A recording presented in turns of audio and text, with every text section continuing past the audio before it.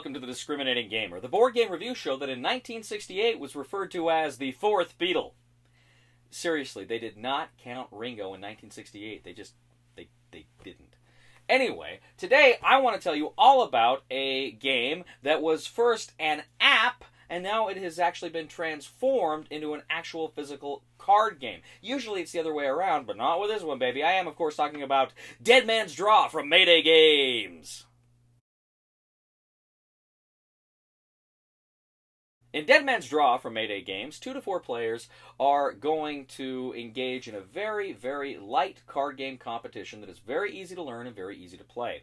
What you're going to do is essentially create a deck of cards that is made up of various suits. And these suits are things like hooks, swords, treasure chests, keys, krakens, oracles, all sorts of fun, piratey themed cards. And generally they're numbered from about 2 to 7. There's mermaids in here that are numbered from 4 to 9. They're a little bit higher value there. Now, what you're going to do is you're going to take the lowest value cards, the 2s for most of them, the 4 for the mermaid, and you're going to create kind of a discard deck, but that is going to be face down.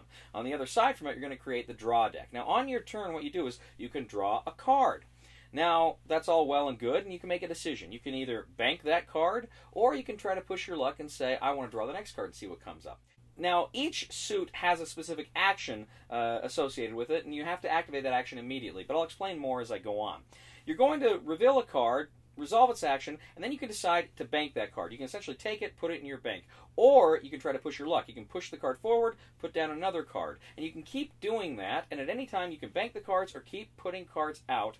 But as soon as you draw a card of the same suit as another card that's already out, you bust. You have to put all the cards in the discard pile. You don't get anything. It's the next player's turn.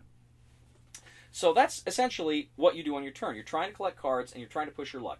Do I take the cards, or do I keep going and see if I can get more? The greedy person's going to keep on going. The wise person knows when to just wrap it up and grab stuff. But now, as I say, critically, each suit has an action. So, for instance, if you are to draw an oracle, you can actually look and see what the next card is. So if it matches a suit, you don't have to play it. You can say, oh, well, I'm going to go ahead and take my bank.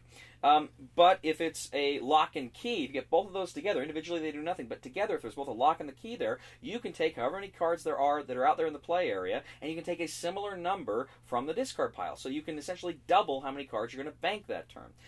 If you draw a kraken, you have to draw 2 new cards. You have to keep 2 new cards out, and that may force you to bust, but you have to do it. If you draw an anchor, any cards that were drawn before the anchor, if you later bust, you can keep all the cards that were played before the anchor.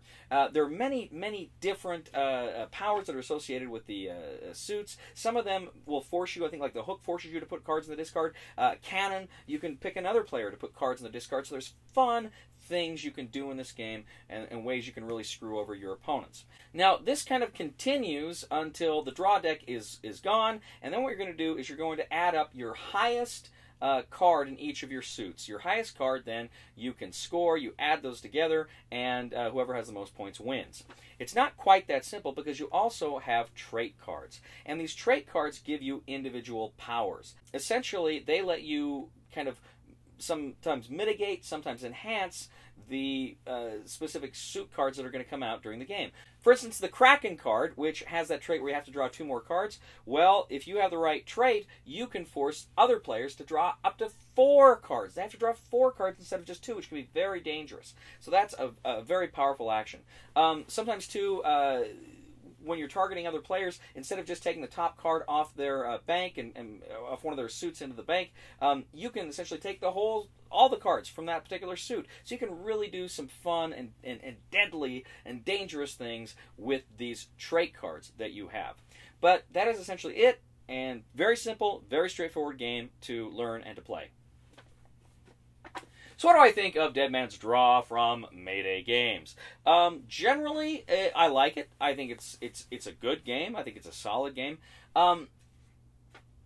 It's very light. This plays in 10, maybe 15 minutes. It is very, very, very light.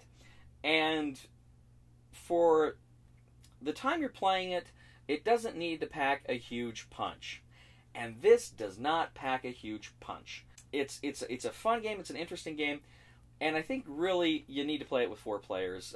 You can play it with 2, you can play it with 3, but 4 is I think where the game shines. This is a fun game. It's a good game, but it's not a great game. This wasn't a game. It has some moments where you can play some dirty tricks on people, but it felt like there wasn't enough of that. And really, it's almost too simple. I liked playing it, but I don't know that I'm going to be. This is something I'm going to hit that often. Maybe I'll pull it down occasionally, and maybe I'll play it with some some younger people. I think they'll really get a kick out of it. But for me, it really wasn't my cup of tea. Good, but not a great game. So the recommendation for the discriminating gamer for Dead Man's Draw is try it before you buy it. You may like it a lot, or like me and my play group, you may think it's it's good, not great.